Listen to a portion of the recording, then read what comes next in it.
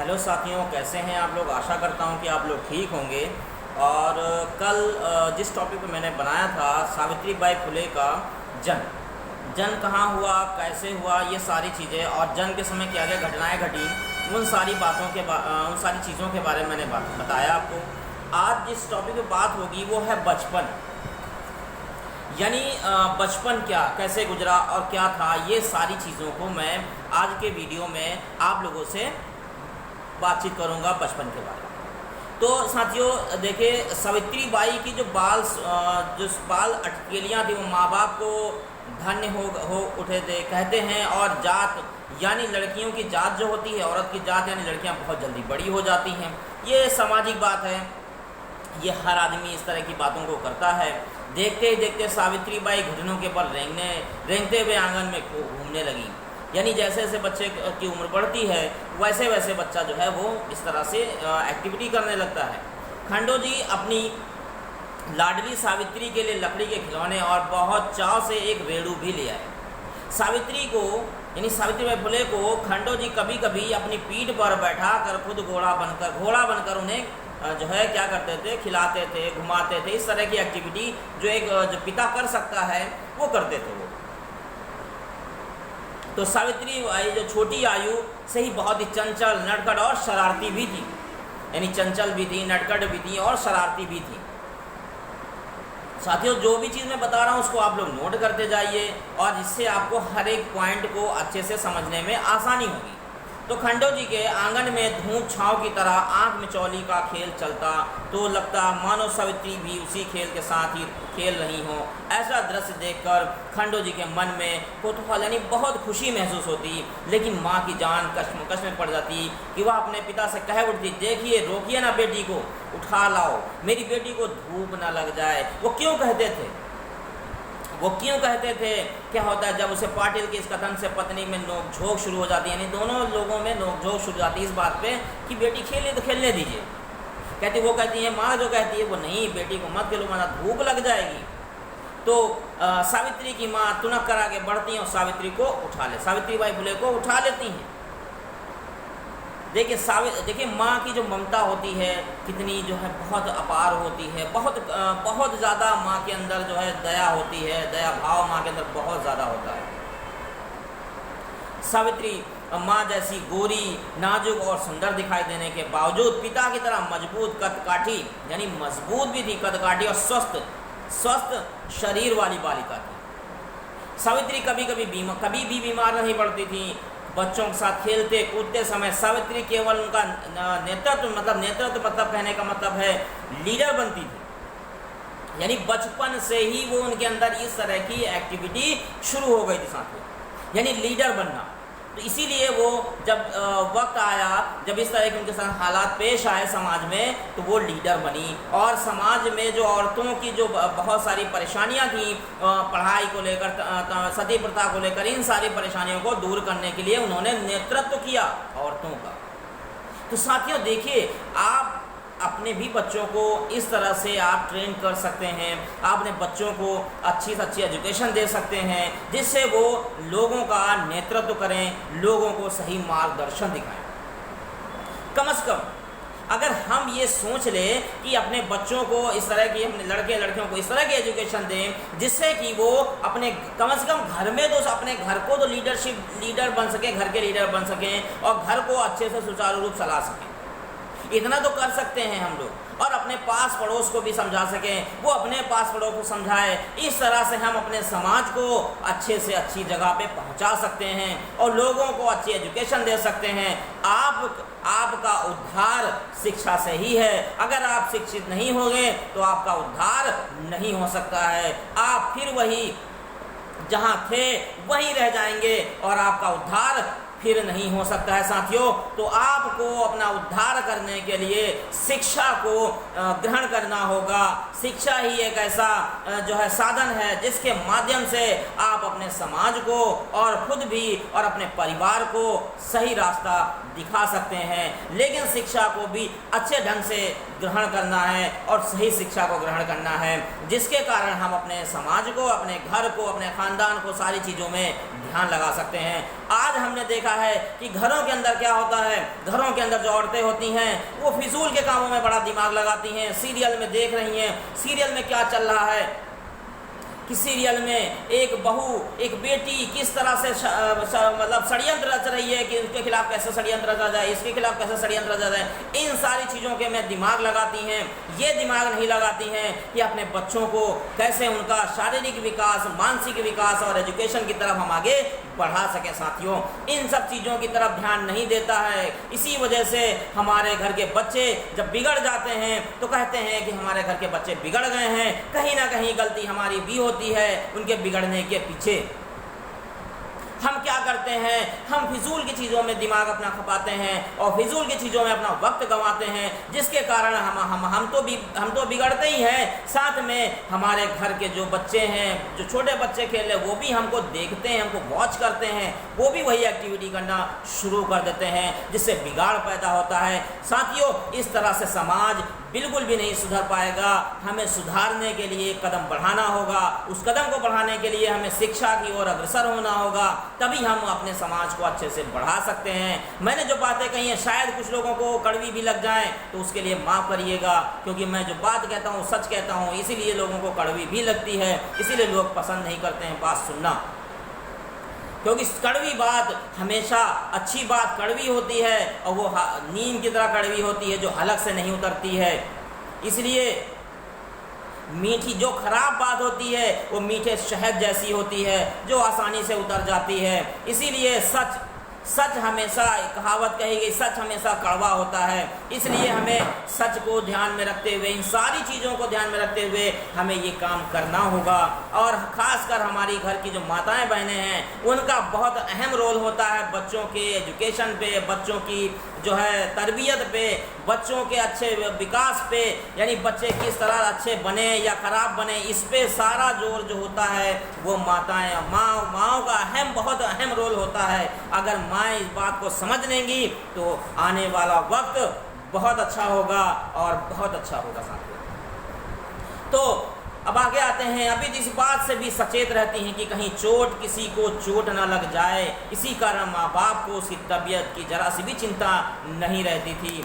ये सारी चीज़ें हो रही थी। और जैसे जैसे सावित्रीबाई जी का बचपन आम लड़कियों की तरह ही हंसते खेलते कूदते बीतता है, बचपन में ही उनमें कुछ ऐसे अनूठे प्रगण, यानी ऐसे अनूठी चीज़ें होने लगती हैं जिनसे लगता है कि बचपन से निर्भीक, साहसी और होनहार थी। निर्भीक मतलब उनको डर नहीं था, साहस मतलब कोई काम करना है तो बस करना है।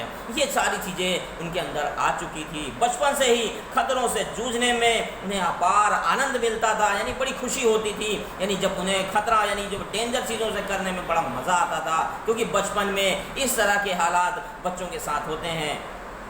खेल कूद और तैराकी में सावित्रीबाई को महारत हासिल थी।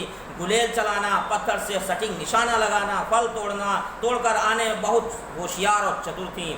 इस नटखट लड़की को यदि कोई घर बैठने को कहता वह कतई नहीं मानती थी। यदि कोई बड़ा लड़का यानी छोटे लड़के या कमज़ोर को सताता तो वह उसे ज़रूर पीट देती थी। साथियों, तो यहाँ पे देखिए, ये यहाँ पे रुक जाइए, ठहरिए और बात को समझिए।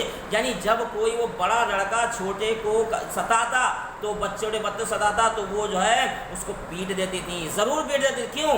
क्योंकि वो कहती थी कि आप बड़े हैं, आप छोटे पर जुल्म कर रहे हैं, आप छोटे को पर जुल्म कर रहे हैं। तो आप देखिए किस तरह से सावित्रीबाई फुले बचपन से ही लोगों की रक्षा करने का काम शुरू कर दिया था। ये चीज़ें होना शुरू हो गई थी। तो ये हमें हर चीज़ को, हमें हर एक पॉइंट को बड़ी बारीकी से और अच्छे से समझना होगा, तभी हम सारी चीज़ों को जान सकते हैं।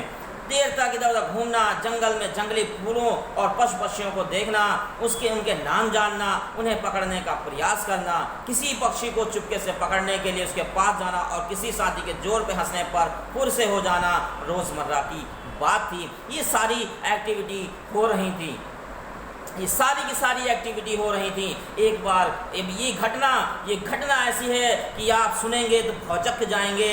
यानी इस घटना जो घटना मैं आपको बताने जा रहा हूँ, इस घटना से आपको ये अंदाजा हो जाएगा कि सावित्रीबाई फुले किस तरह से निडर थी, यानी डर नहीं लगता था। कितनी भी बड़ी मुसीबत आ जाए डरती नहीं थी। आज हमारे घर की माताओं बहनों को यही करना होगा। कितनी भी परेशानी आ जाए, आपको हमेशा मुस्कुराते हुए उस परेशानी को हल करना होगा, और कोई भी मुसीबत आए उसे आसानी से समझना होगा। तभी आप अपने घर को अच्छी से अच्छी शिक्षा, यानी घर वालों को अच्छी से शिक्षा दे सकते हैं, और अपने घर में बच्चों को निडर और साहसी बना सकते हैं। तो उसके लिए हमें ज़रूरी होगा कि हमें अच्छी शिक्षा और सही मार्गदर्शन देना होगा, सही मार्गदर्शक हमें दिखाना होगा।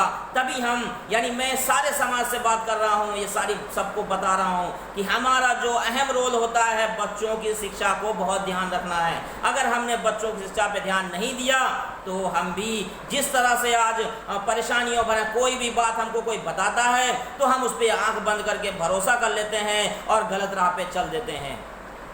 अगर हम यहीं पे शिक्षित होते तो हमारे तक कोई बात पहुंचती तो पहले उसकी हम छानबीन करते, और किस तरह से किसने कहा है, यह बात सही है कि झूठ है, फरेब है, ये सारी चीज़ों को हम जान लेते साथियों। तो हमारी माताओं बहनों को चाहिए कि अपने बच्चों को अच्छी से अच्छी शिक्षा दिलाने के लिए, यानी माँ बाप दोनों का रोल होता है कि बच्चों को अच्छी से अच्छी शिक्षा दिलाएं। कोशिश यही करें, तभी आप अपने घर को, अपने समाज को बहुत अच्छे से आगे बढ़ा सकते हैं साथियों, आगे बढ़ा सकते हैं। तो जो मैं आपको कहानी जो बताने जा रहा हूँ सावित्रीबाई फुले के बारे में, जो कहानी थी जिससे पता चलता है वो कितनी निडर थी। एक बार जंगल से लौटते समय एक बाग में सावित्रीबाई ने देखा कि पेड़ पर बने एक घोंसले में पड़े अंडों को सांप खाने के लिए एक सांप पेड़ पर चढ़ा जा रहा है। सावित्रीबाई फुले ने तुरंत बहुत थोड़ा सा ढेला उठाया, बहुत बड़ा ढेला उठाया और निशाना साध कर सांप पर दे मारा। सांप ने पलटवार कर दिया। बाकी बच्चे तो चीखते हुए घर भागे, बड़े लोगों को बुला लाए। यानी लेकिन सावित्रीबाई पेड़ की टहनी से सांप के ऊपर लगातार वार करती हैं डंडे से, जिससे जो है कहती नहीं बदमाश तू अंडे खाएगा, इस तरह से वो कहती नहीं बदमाश तू अंडे खाएगा, ले डंडे खा, इस तरह से वो कहती नहीं, ले एक और, यानी लगातार वो प्रयास करती रही। इसी तरह से जब हमें सफलता नहीं मिली तो लगातार प्रयास करते रहना है, तभी हम सफल हो सकते हैं। तो ये यहाँ पे इन्होंने शिक्षा भी हमें दी है कि लगातार हमें जो है लगातार प्रयास करते रहना है, तभी हम सफल हो सकते हैं और मुसीबत से हम आगे निकल सकते हैं और मुसीबत को पीछे छोड़ सकते हैं। तो लगातार हमें काम करना होगा, लगातार हमें एक्टिविटी करनी होगी, तभी हम आगे निकल सकते हैं साथियों। तब खंडो जी आ गए और लपक कर सावित्रीबाई फुले को गोद में उठा लिया। यानी छोटी सी थी, यानी छोटी उम्र में भी इन्होंने इतनी बड़ी साहस और वीरता का काम किया था साथियों। तो हमें यही चीज़ हमें अपने बच्चों के अंदर भरनी होगी कि आपके अंदर कितनी भी बड़ी मुसीबत आ जाए, वो चाहे समाजी लिहाज से हो, वो चाहे जिंदगी के किसी भी पड़ाव पे हो, आपको निडर रहना है और आपको साहस के साथ उसका सामना करना है। तभी आप समाज में और अपने कैरियर को, अपने लक्ष्य को पा सकते हैं साथियों। आपको ये सोच के चलना है कि ये वक्त जो है आसानी से निकल जाएगा। हमें ऐसा काम करना है कि जिससे कि ये जो मुसीबतें यानी जो परेशानियां आ रही हैं इनको किनारे कर दें। इन सारी परेशानियों को हमें किनारे करना है और बस हमें सिर्फ लक्ष्य को देखना चाहिए। जिस दिन हमने ये सारी चीज़ें सोच ली उस दिन हम आगे बढ़ जाएंगे साथियों। अपनी लाडली के अदम साहस को देखकर खंडो जी बहुत प्रसन्न हुए, किंतु तुरंत यह सोचकर सहम भी गए कि यदि कोई अनहोनी हो जाती तो मेरी लाडली बिटिया का क्या हाल होता। तो यहाँ पे इस घटना जो मैंने आपको ये स्टोरी बताई है सावित्रीबाई फुले जी की, जो की घटना एक जंगल में घटी थी कि उन्होंने लगातार उस सांप को मारती रही, जिससे कि वो सांप चिड़िया के अंडे नहीं खा सका, क्योंकि उन्होंने लगातार कंटिन्यू वर्क किया, जिससे कि उन्होंने चिड़िया के अंडों को सांप से बचा लिया। तो यहाँ पे पता चलता है कि साहस हमारे अंदर कैसे आना चाहिए। तो इसके लिए हमें अपने बच्चों को अच्छी से अच्छी शिक्षा और सारी चीज़ों का विकास करना होगा, तभी हम सारे समाज को अच्छे से अच्छे राह पे दिखला सकते हैं या अच्छे राह पे बढ़ा सकते हैं साथियों।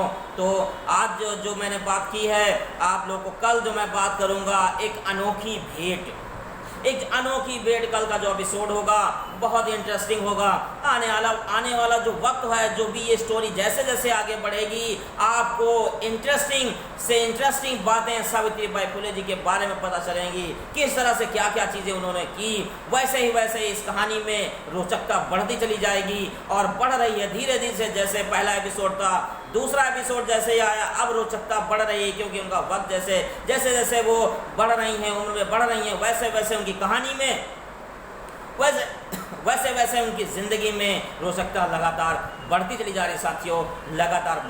रही साथियों। तो आप लोग मेरे साथ लगातार बने रहें, इस चैनल को लाइक करें, सब्सक्राइब करें, शेयर करें और पास में जो बेल आइकन आता है उसको प्रेस करें, जिससे जो भी आने वाली नोटिफिकेशन होगी वो आपको आसानी से मिल जाएगी। और सबसे पहले जब भी आप अगर बेल को प्रेस कर देंगे तो आपको पहले से पहले यानी तुरंत जो है जैसे ही वीडियो अपलोड होगा आपको वीडियो पहुंच जाएगा, जिससे आप जानकारी हासिल कर पाएंगे, यानी या ये जान पाएंगे कि किस तरह से हमारे समाज में, किस तरह से हमारी सब जो एक लेडी थी, यानी कह सकते हैं उन्होंने किस तरह से हमारे समाज में ये सारी चीज़ों को उन्होंने बड़ी बखूबी से और बड़ी निडरता से आगे काम किया।